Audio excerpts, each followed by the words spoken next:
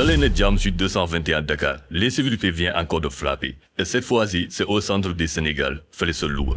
Waa Louga, jamono ji ñoo ngi sous le choc. Te li ñuy pare analyser tey nii nekkul benn simple fait divers, mais dafa nekk benn véritable opération commando en plein cœur de la commune de Louga. Sa quartier bi du montagne, juste en face rond-point Kër Momar Sarr.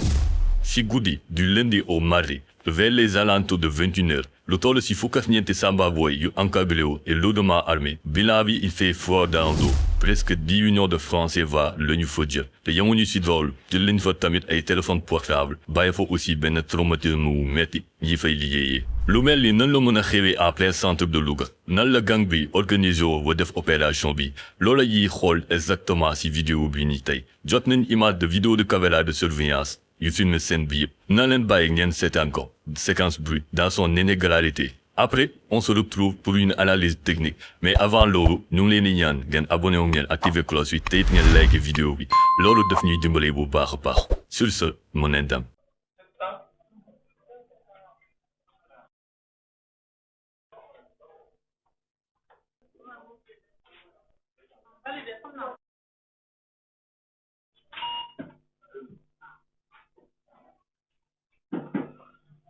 Boy, kay yow tamit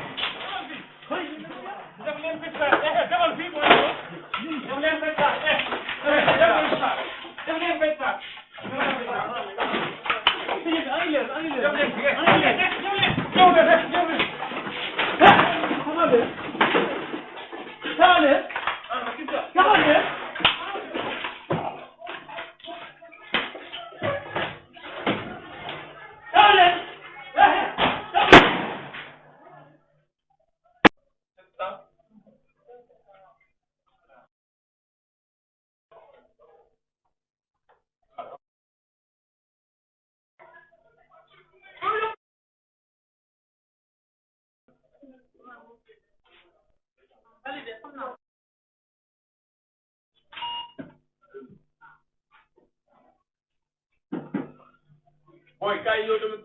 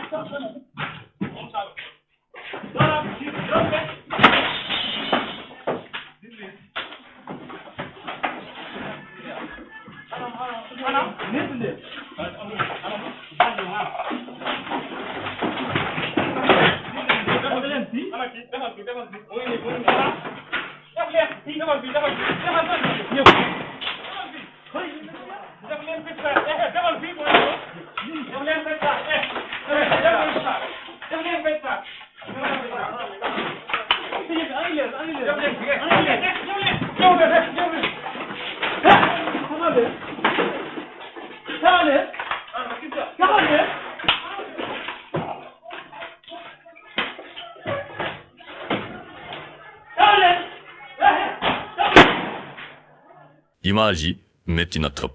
Xool leen moment bi précis ñoo ngi 21h.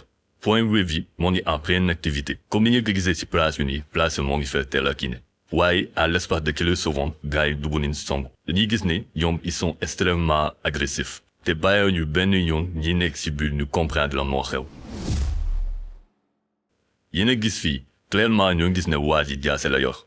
Te en plus dañuy gis na seeni action hésité wuñu benn yoon bi ñoo jubale directement ci vitrine yi. Seen premier objectif mooy tiitan yi nekk ci biir pour que ñu daw wala ñu mun leen a maîtriser. Premier bi stop mooy dañuy am contrôle total ci espace bi boobaa dinañ mën a am accès ci caisse bi à toute aisance. pendant que moo am ñuy sécuriser magasin bi am na ñoo xamante ne ñoo nekkoon ci biti di tirer pour garder ñi nekk aux alentours sous contrôle. À plusieurs fois tiré nañ à l'air pour jéem a tiital nit ñi. ñoom nag ba ñuy ñëw ci point de transfert bi benn 4x4 L200 la ñuy romb. loolu du hasard li tax ñu taamu L200 yi dafa nekk benn oto bu dëgër teg ci mun na daw ci benn piste non goudronnée. yi nag c'est une bande extrêmement bien organisée. te daf ñoo leer ne ñi balaay ñuy ñëw ci dëpp nañ di repérage ba xam endroit bi nu configurer te ban mode opérateur la ñuy utiliser ba mën a àgg seen objectif. Insécurité surtout ci point de transfert yi nekk na loo xamante ne de plus en plus ñu ngi koy constaté te sàcc yi duñ jëm ci ay somme yu ndaw ay somme yu rëy li ñu jël ci point de retrait yi te lu gën a nekk kemtaan waaye imaginal benn somme bu toll ci 10 millions de francs CFA nekk ci biir recours bu mel ni amoo dara loo xamante ne mu ngi fi pour sécuriser ko comme lu mel ni benn gardien armé plusieurs yi may déglu recommandations yi nii ma leen di jox c'est des recommandations vitales bi ci njëkk mooy gestion des casses erreur mënu weesu nga garder lu toll ci 10 millions de francs CFA vers les coûts de 28 sa place loolu exclure bu mag la il est vital ngeen yor ay coffre-fort yoo xamante ne dañ ko encastrer ci sol bi maanaam ci dër bi gars yi ñu fexe noonu dugg sax ci leen bi place il va falloir ñu dajji dal bi pour mën a récupérer le coffre-fort loolu c'est vital beneen bi ci topp mooy xoolal architecture locaux yi lii nii ça laisse à désirer soo leen demee bay am foo xamante ne da nga fay denc xaalis fexe leen minimum ngeen sécuriser ko amaana di leen investir ay vitrail yoo xamante ne dëgër na te dina mën a séparer partie client yi ak partie gérant bi comme naa ne genre mesures yi nii soo leen koy mettre en place yu risque yi bëri te ngeen ci booloo mucc ñaan aussi autorités yi ñu gën a renforcer seen dispositif sécurité parce que de plus en plus gang yi mel ni nañ commencé di bëri ci dëkk bi enquête bi nag mooy continuer di wéy j'espère que dinañu di trouver pick-up L200 ñu jàppale ñiy def lii nii nañ leen ñaan aussi ngeen partager vidéo pour que ñu mën a sensibiliser un maximum de personnes ci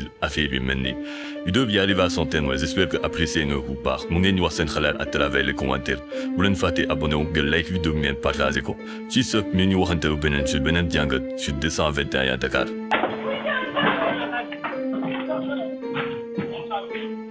Voilà,